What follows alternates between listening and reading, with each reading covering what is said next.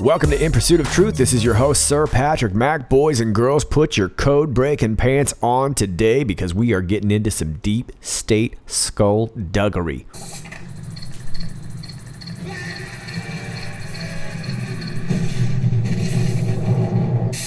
The intensity intensifies. We've got some Q posts to go through. We got some tweets to read. I still want to go back over our calendar. And of course, don't forget that Mexican standoff at the border.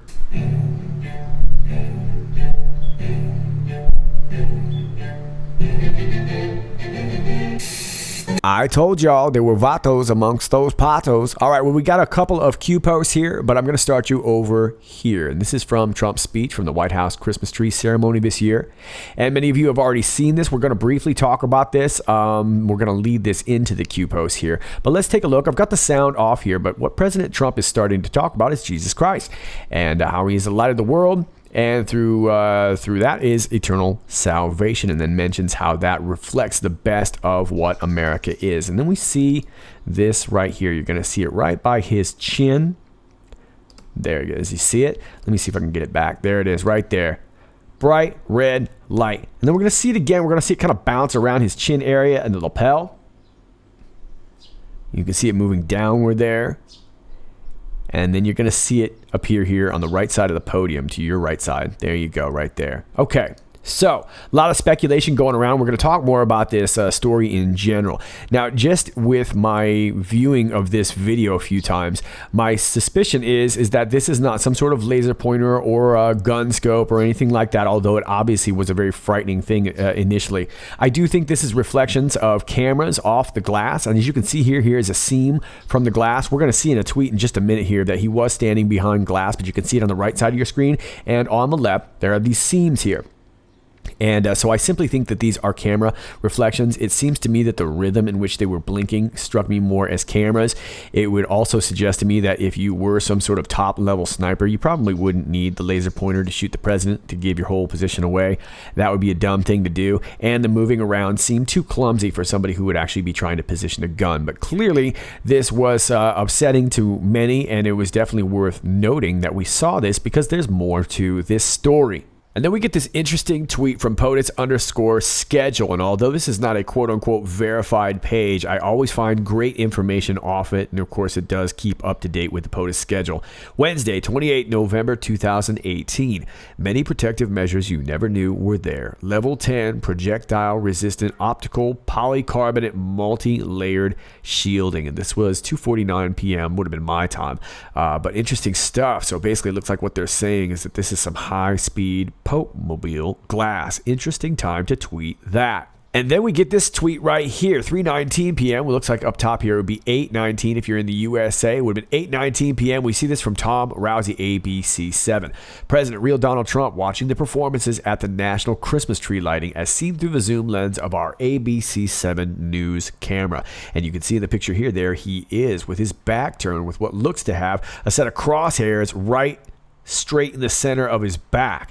Interesting choice of post, Tom Rousey. Now, we'll talk about him in just a second here, but that's the real thing that I want to highlight about this picture is it's not a picture of him at the podium. It's a picture of his back turned, and although, yes, it is through the zoom lens of a camera, it seems very odd that it's focused right straight in the back of his, almost at his neck. Then we get this tweet here, POTUS schedule, Wednesday, 28th November 2018. POTUS and FLOTUS returning to the stage, greeted by Interior Secretary Zinke. Cold out here, wind chill, 22 degrees. Okay, well, maybe it was just very cold. It does look cold. They're all wearing warm jackets there, but I found it very interesting that they mentioned 22 degrees. Is that a deep state call out? Is that a location? You can tell me what you think, but that was the very next tweet. And then we saw this, and it looks like, I guess if you translate the times, it looks like it would have been about 6 p.m., 6:30 p.m. Wednesday, 28th November 2018, 6:33 p.m. POTUS motorcade departure, the ellipse en route the White House, 6:37 and 17 seconds arrival. Good turns. 7 turns. 6:45. No POTUS travel outside the White House. Secure area is expected for the remainder of tonight. And then we get this tweet from the U.S. Secret Service, which I guess would be about 9:28 p.m. Since the inaugural National Christmas Tree Lighting Ceremony in 1923, the Secret Service has been there to protect the first family and all those in attendance. Today is no different because protection never rests. Hashtag never missed a tree lighting. Right around that same time, Tom Rousey comes out with this tweet. Hi, everybody. I just want to apologize, and I couldn't fit it in a regular tweet. I'm really sorry. It's my fault, but I hope you can forgive. And let's go ahead and read it. I deeply apologize for a tweet I sent earlier tonight that understandably upset a lot of people. I was hoping to get a nice picture of the president watching the Christmas tree ceremony, but my phone camera zoom wasn't good enough, so we snapped a picture of the image we could see in our TV's camera lens. The lens had a cross in the middle of it. I didn't think too much of it until people started telling me on Twitter it looked like crosshairs on the president. I never delete tweets, but I deleted that one because it made me sick to think I was giving that impression. Another reason I'm horrified is because I've been very critical of a few of my fellow media members who have shown obvious bias against President Trump rather than covering him in an unbiased way like we should cover all presidents. I would never even want to be unfair, let alone do something like this. Anyway, I understand why people are mad, and all I can say is I'm so sorry. Never in a million years would I have done something like that on purpose. Okay, well, fair enough. I'm not ready to drag Tom Rousey through the mud, but the timing's very interesting, right? Because what happens next is rather odd. And then we get this from Breaking News Live, which is aptly titled, Breaking News. President Trump's motorcade has reportedly suddenly left the press at the Christmas tree lighting. White House aides refusing to explain what happened, developing. Notice that they put an emphasis on the fact that they left the press there. And then we get this one right here. White House declares a lid following a sudden leave from the Christmas tree lighting, meaning that the president won't appear again today. White House aides still haven't explained what happened and why they suddenly left, developing. We have this. Breaking more. The White House staff normally works in concert with Secret Service to ensure the press pool is always in the president's motorcade. Usually it goes without a hitch, but something went amiss this evening and we've had no explanation, member of the press pool said. Then this one says, alert. This is an unofficial statement made by an account that has no known connection to sources from the White House. An official statement hasn't been given. This is not an official statement. And of course, it takes you to this tweet that I just read you from the POTUS schedule. Okay, so this is interesting stuff. We have a member of the media getting in some trouble with a very poor taste pic of the president of the United States, the back of his head. And although he apologizes, it's very odd timing because now we have the president getting rushed from this Christmas tree lighting with no explanation. And here you can see this tweet from POTUS schedule. Side note, when we were ready to leave the ellipse, the press pool vans were not loaded. So get out your tiny violins. We left them behind. And here's a picture right here. I hope you have your tiny violins out. The reporter titled his picture, Your Abandoned Pool. And there's the Butthurt Brigade right there waiting for their ride. The next post here. The press pool, after an excruciating wait of 9 minutes and a 4-minute van ride, got back to the White House at 6:50 and 14 seconds. Okay, so oddly timed picture from a member of the mainstream media showing crosshairs on the back of the president, nearly on the back of his head. And then we've got all these strange tweets. We see these strange red lights bouncing off the president. Now, whether they were cameras or not, it's the first time that we've seen something like that, at least that we can recall. And then we have this odd timing of their leaving the press behind. So interesting stuff. Was there an attempt on the POTUS? It looks like it very well could be, and it looks like the media is trying to grill him over this, saying that he left the press behind. You know how they're going to go ahead and do this. And if you just go in some of the comments and listen to some of these pathetic so-called Americans and how they describe our president and how they describe this scenario, it's incredibly disheartening. But at least our POTUS is safe. Now, leading up to this, there was this interesting tweet from the Trump Train, which is, of course, not an official Trump channel, but always has interesting and funny stuff. And it was this right here. And it was a little meme. Now that Russia collusion is a proven lie, when did the trials for treason begin? And you see here Robert Mueller, John Molesta, Barack Hussein Obama. Looks like he's got a communist pin on his lapel. There's Rod Rowe in the back and the evil, wicked witch of the West right next to her, Huma Abedin. We've got Eric Holder over here, James Clapper, Bill Clinton, nobody's homie Comey and Aunt Loretta Lynch. So interesting. But what's even more interesting, as you see here in the top, is that President Donald J. Trump retweeted this. And of course, this set off a massive storm. And I think it got taken down. I couldn't find it again, but here is a screenshot. I'm not exactly sure of the exact time, if anybody wants to share that, if it's of note.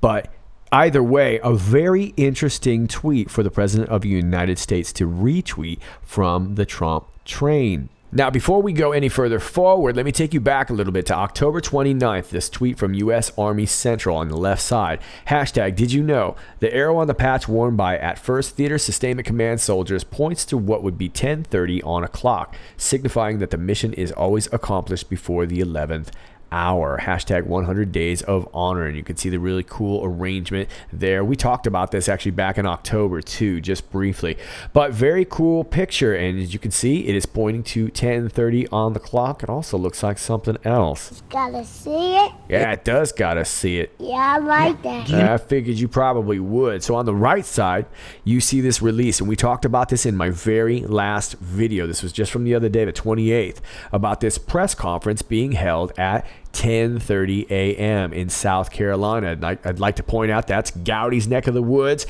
That's Lindsey Graham's neck of the woods. And that is also where we had a couple strings there of downed planes not just a couple weeks ago, right? Very interesting.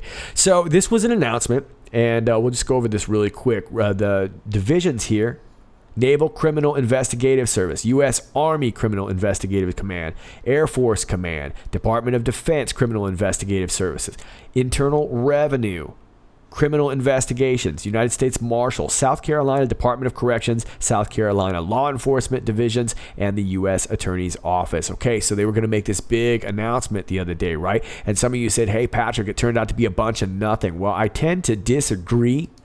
Now, I'm going to take you over here to the Daily Crusader. The title is Pedogate Confirmed. DOJ wraps up military kiddie porn sextortion case. Columbia, South Carolina, the DOJ has just unveiled a multi-defendant sextortion case in which bad actors were sending child pornography to unwitting military members and using their responses to blackmail them using contraband cell phones.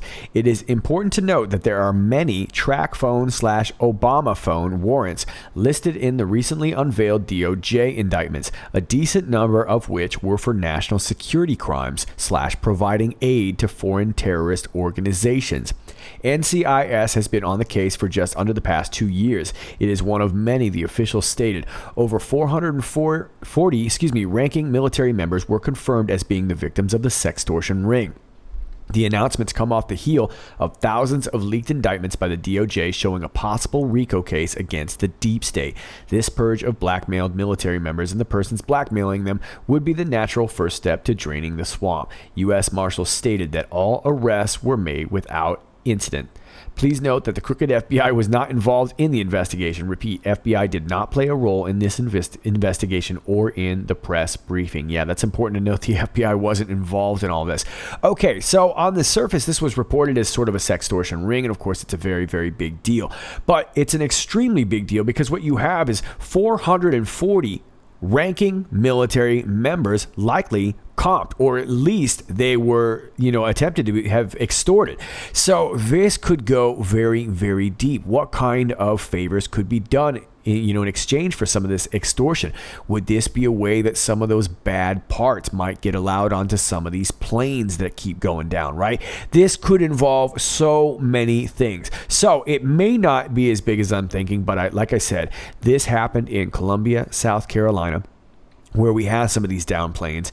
And like I said, Trey Gowdy and Lindsey Graham, who both have been sort of questionable, right? More recently, Lindsey Graham kind of made this 180 turn, and all of a sudden, he is acting a different way. So this has so many implications that I'd really be, I think I would be surprised if this didn't lead to something bigger. And of course, the most important thing about this is that this went on with relatively small fanfare, considering all the different organizations that were involved in this. Why isn't this all over the news? Well, we all know why it's all over the news, because nobody wants to talk about this. But I have a feeling we're going to see this blow up, and I have a feeling this may have started all the events that happened the other night. Now let's take you to the Q post 2503, 49 minutes after the hour of 5. We get this picture here. It's got an interesting title. Could be just a random number stringer, or it could be some sort of organization. I haven't really looked into that too much yet, but we have a picture of a hotel lobby. And then we have another code down here, 6X-382-NTP0038-3U2. We know Q. Okay, well, here is a picture of the hotel lobby, and my first immediate thought is that this is a Hyatt somewhere, probably in Asia. And the reason I know is because I've actually stayed in quite a few of these around Asia. They have one particular design feature that I'll point your attention to over here on the left side in this little atrium here. This is probably some sort of elevator lobby here, but on the left side you have the doors that are just sort of slab. They're kind of built right into the wall. It's a very typical design feature of a Hyatt. They always have really clean designs. You can see it's rather minimalist apart from the Christmas tree, and even the Christmas tree is not overly gaudy. That's a very Chinese thing to do. So turns out we are in the I think it's just the Hyatt in Chongqing, China. It doesn't take long for Anons to figure that out. Usually somebody has stayed at one of these and was able to point that out. So that's where we are. We are in the hotel lobby of a Hyatt Regency, China, or Chongqing, China, HRC. Is that a nod to our HRC? Is this a message saying we know what happened at the Christmas ceremony? And we don't really know. I have a feeling it was taken from this perspective so that we would be able to match it up, because there is a similar picture online with a relatively similar angle, of course, without the Christmas tree. So we are in Chongqing, China, and Q has mentioned Chongqing before. And here we see them post 1067 and 1120. 1067 is from April 7th, China, Chongqing, Tuesday, Q. We were talking about a meeting between President Trump and President Xi, and we have post 1120 from April 10th. Clarify. Chongqing, Tuesday, demand, Xi. Confirmed tariff reduction, Tuesday, China. Cars, article provides foundation.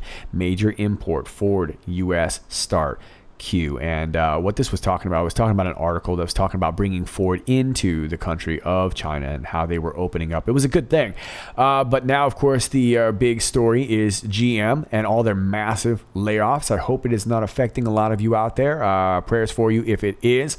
But that's the story now. It looks like more deep state knuckleheadedry trying to derail the success that President Trump is having, and try and make another distraction going on with all these layoffs so that people can get frustrated with President Trump. It just seems to be relentless. But that's where we have seen Chongqing before. Now, in regards to this stringer right here, 6X-382-NTP, could this be some sort of transfer protocol, which would lead me to think that maybe it was some sort of assets being exchanged? Check this out. This is the 6X digital asset exchange based out of China, and you can exchange USD, Ethereum, Bitcoin. Looks like all kinds of cryptocurrency that can be exchanged. Could this have been a transfer? Now, I haven't logged in or registered or anything like that, but maybe that is some sort of transfer protocol that we're talking about. Maybe there was some sort of payment regarding an attempted assassination, and this tree was sort of a reminder, and maybe it was done in this hotel. Not really sure. Maybe it traces back to Chongqing, China. Not really sure. Now, for those of you who think this might be related to Feinstein, could be. We had a lot of pictures related to Dianne Feinstein in China, but I don't think it is in this particular case. Chongqing is its own, it's actually a municipality. It's not even in a province. It's near the Sichuan province. So it leads me to think this is a different part of China and probably has nothing to do with Feinstein, but I could be wrong on that. But that is my guess, is that it could be some sort of protocol. It's a transfer protocol. I'm not really sure. I'm not good with this kind of stuff. But either way, it looks like this was a message to the deep state, not necessarily for us. We might be able to figure this out at some point. But that was my first thought regarding this stringer here. Let me show you something else. Many of you know this already, but for those of you who do not, whenever we get these long number stringers or sequences and whatnot, it's good to put it into the Google search. And yes, it has to be Google search. Do not use Google for other things, but for this, you do need to use Google. And if you search these and under the header books, we will find often some interesting related material. Now, this works with all of Q's trip codes and many other stringers too. But in this case, we get these results. Give me liberty or give me death, Patrick. Henry's speech that he made at the Virginia Convention. But more interesting to me is this book right here entitled Sheep No More by Jonathan T. Gilliam, The Art of Awareness and Attack Survival. And looky there, forward by Sean Hannity. Gilliam's unique attack and defense system is the cutting edge, a proactive plan for identifying, preventing, and avoiding everything from ordinary street crime to major acts of terrorism. And that's a quote from Marcus Luttrell, former Navy SEAL, awarded the Navy Cross and Purple Heart, author of Lone Survivor. Okay, well, if anyone has read this book and can give me like a 3-minute book report, that would be awesome because I can't get it from here. But this is pretty cool stuff. Q has mentioned quite a few times, Sheep No More. Excuse me. So my thought is that there's a lot of interesting stuff in this book. So if anyone can direct me to, like I said, a brief synopsis or anything of note, if you've read this book, let me know. I would like to get my hands on it myself, but this looks like some good, deep reading here. Post 2504, 1 minute after the hour is 6 a.m. A picture is worth many sentences. That's funny. The saying is normally a picture is worth 1,000 words, and I suppose with 1,000 words you could make many sentences. So are we talking about this Christmas tree picture here, or are we talking about this picture here that President Trump retweeted? Seems like that would make sense. There's a lot of sentences that could be done there. Yeah, I'd love to see some of those sentences play out. Has POTUS ever made a statement that hasn't been proven to be correct in the future? Well, to be fair, you did a commercial a while back and you turned your pizza around and you ate it crust first and you said that was the way to do it. And that was a lie! But to be fair, you were not POTUS at the time, so I'm going to say no. I think we're good. Think timing. Think Senate lock. Think Supreme Court lock. Locked. And who is loaded? Q. Okay, well, it seems like timing is of the essence, right? We are now in December. We've got an EO kicking in January. And it seems like if we're going to do something about the deep state, we need to do it here in December. Think Senate lock. We just had this election here in Mississippi. Turned out our way. Looks like the Senate numbers are changing. We're going to look at 53 to 47 after all. Q says think Supreme Court lock. Well, that's interesting. We just added a Supreme Court justice. And we just had an injury to another. Remember, Ruth Darth Bader Ginsburg fell, hurt her ribs. And then they wheeled her feeble little body into a van. And I haven't seen from her since. So who knows what's going on with Ruth Bader? Is she the next to go? Well, I can't imagine her making it through another term. So very well could be possible. We are going to add another Supreme Court justice. That shouldn't be a big, big surprise. And I'd also like to remember Michael Hayden, former director of the NSA during 9/11, had a stroke about 6 days ago. And no news of him since. So, just former NSA director having a stroke and nobody talking about him. Nobody talking about Ruth Bader Ginsburg, how their health is. I'm just saying I'm concerned. We should find out how they're feeling. You know? After all, you know what happened to John McCain when he disappeared off the radar for a while, wasn't feeling so well. Then Q says locked, and who is loaded? Look at those 2 L's. Are we talking about Aunt Loretta Lynch? How about that? She had some Supreme Court aspirations, right? Remember, she asked Comey to make this whole email thing a matter. Let's just make it a matter. Let's not make it a crime. Let's not make it treason. Let's just make it a matter. Let's make it go away. After all, I'm looking at getting on the Supreme Court. Well, it looks like positioning is happening. This Senate runoff really worked in our favor.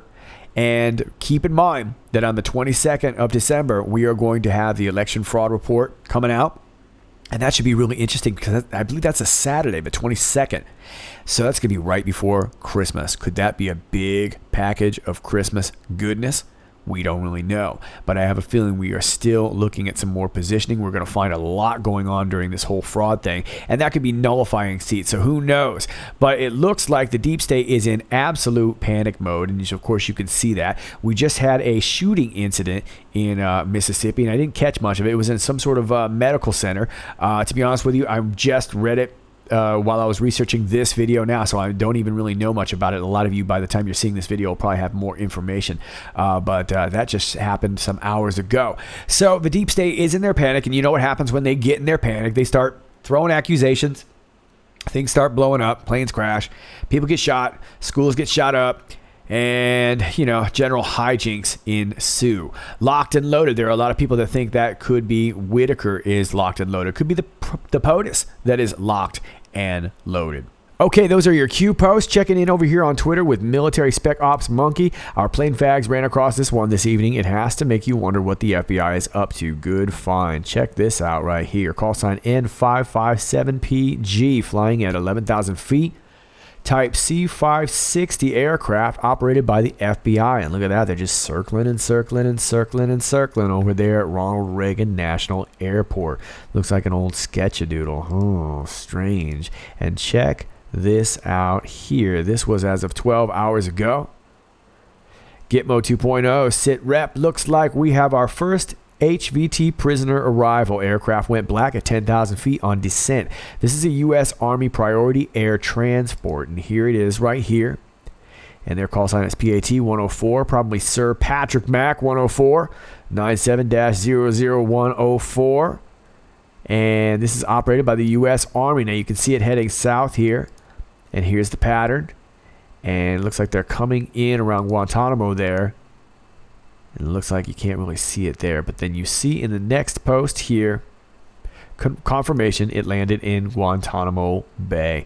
And if you look at the picture here, it looks like that's where it blacked out right there at the bottom of that trail there. Interesting. Who do you think it is? Your guess is as good as mine. But thanks again to Military Spec Ops Monkey for that. So President Trump is in Argentina for the G20. We're not really sure what's going on with his meeting with Vladimir Putin. It's been on, it's been off, it's been on again, it's off again. Even as just a matter of hours ago, it was still sort of kind of on again. So we're not really sure. Maybe it won't be an official meeting, but I have a feeling that the world is trying to keep Putin and Trump away from each other. And I do have a feeling that there will probably be some sort of informal meeting at the very least, but remains to be seen. Now, let me turn you on to this from Reuters. Germany's Merkel to miss G20 opening after aircraft woes. Cologne, Germany. German Chancellor Angela Merkel will miss the opening of the G20 summit in Argentina after what she called a serious malfunction forced her government plane to make an unscheduled but safe landing. Merkel and German Finance Minister Olaf Scholz will resume their travel to Buenos Aires early on Friday, but the long flight time means they will arrive after world leaders start their discussions. The government's Airbus A340 aircraft carrying Merkel and her delegation to the Group of 20 summit of industrialized nations turned around after technical problems surfaced an hour into the 15-hour flight and landed safely at the Cologne Bonn airport. It was a serious malfunction, Merkel told reporters hours later after the delegation was brought to a hotel room in Bonn.